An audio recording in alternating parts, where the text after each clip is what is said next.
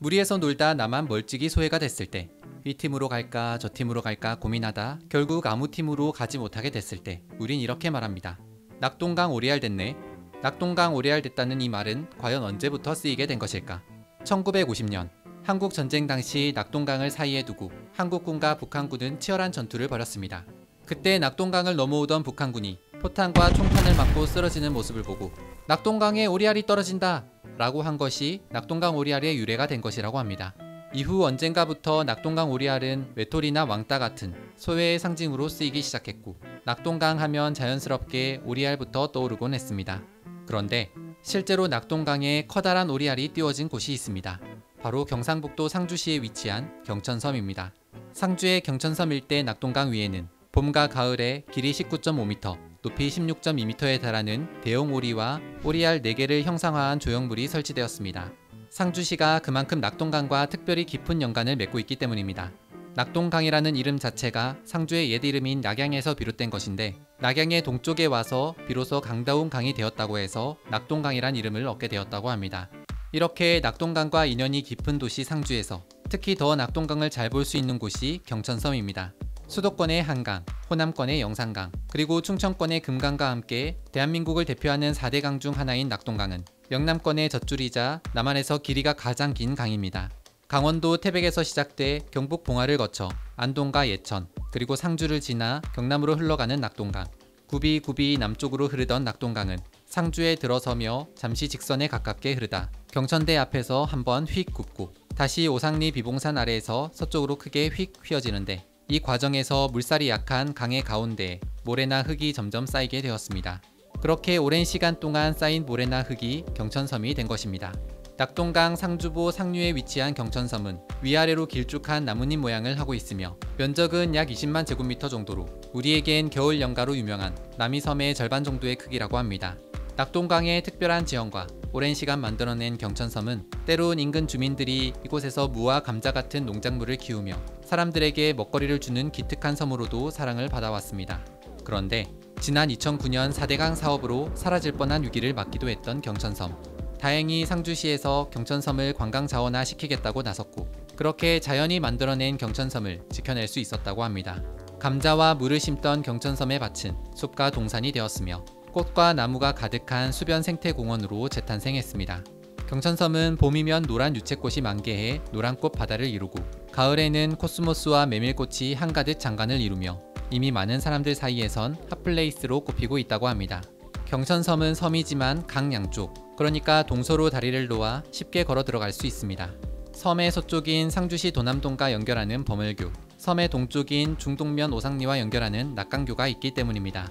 달이 뜨는 달이라는 뜻을 가진 범을교는 지난 2011년 상주보가 설치된 후 만들어진 다리입니다. 다리 한가운데 하얀 구조물이 얹혀 있는데 멀리 비봉산에서 보면 나비 모양을 하고 있습니다. 그런가 하면 섬의 동쪽을 연결하는 낙강교는 2020년에 개통한 345m 길이의 긴 보행자용 현수교입니다. 다리를 건너면 왼쪽편으로는 옛 나루터 자리에 만든 회상나루 관광지가 펼쳐지고, 오른쪽으로는 낙동강 무리를 걸어볼 수 있는 경천수상 탐방로가 시작됩니다. 일명 폰툰길로도 불리는 이 다리는 물 위에 떠있는 부교로 만들어져 있어 흔들흔들 마치 무리를 걷는 듯한 특별한 경험을 해볼 수 있다고 합니다.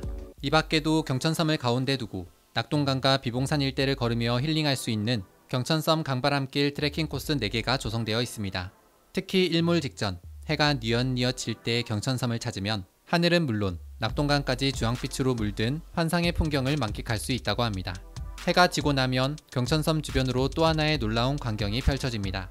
경천섬과 낙강교, 범을교에 만들어진 미디어 파사드 경관 조명, 경천섬 주변 어둠이 내려앉으면 반짝반짝 화려한 빛의 향연을 만끽할 수 있다고 합니다. 섬으로 들어가기 전 범을교 근처엔 역사적인 명소가 남아 있습니다. 영남 유학의 자부심 도남서원.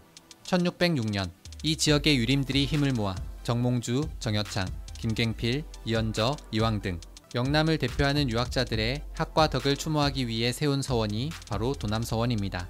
북송의 정자가 제자 양씨를 고향으로 보낼 때 우리의 도가 장차 남방으로 행해지리라 고 말한 데서 따와 도남이란 이름을 붙였는데, 1871년 흥선대원군의 서원 철폐령으로 회철됐다가 무려 120년 만인 1992년 지역 유림들이 다시 힘을 모아 강단 등을 세우고 2002년부터 대규모 복원을 거쳐 지금에 이른 것이라고 합니다.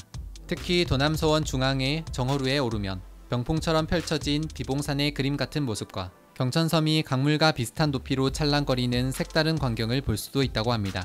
그리고 서원앗 강변에는 낙강범월시라는 유래비가 세워져 있는데 이 비에서 경천섬의 두 다리 낙강교와 범월교의 이름을 따온 것이라고 합니다. 지난 2013년에 세워진 이 비의 유래는 무려 고려시대까지 거슬러 올라갑니다.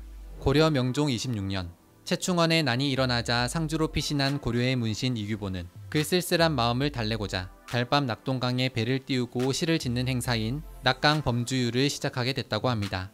그렇게 시작된 시모임은 그 후 철종 13년까지 무려 666년 동안 총 50일에 걸쳐 계속 이어졌습니다.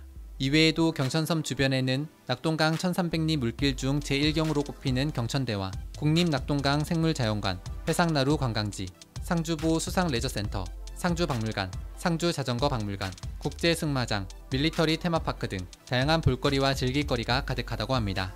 고난과 역경을 이겨내고 멋진 백조로 성장한 미운 오리 새끼처럼 퇴적물이던 작은 섬 경천섬은 이제 상주의 새로운 랜드마크로서 낙동강의 핫플레이스로 거듭나고 있습니다. 앞으로는 낙동강 오리알보다 더 유명해질 반짝반짝 빛나는 섬, 낙동강 경천섬에 대해 알아봤습니다.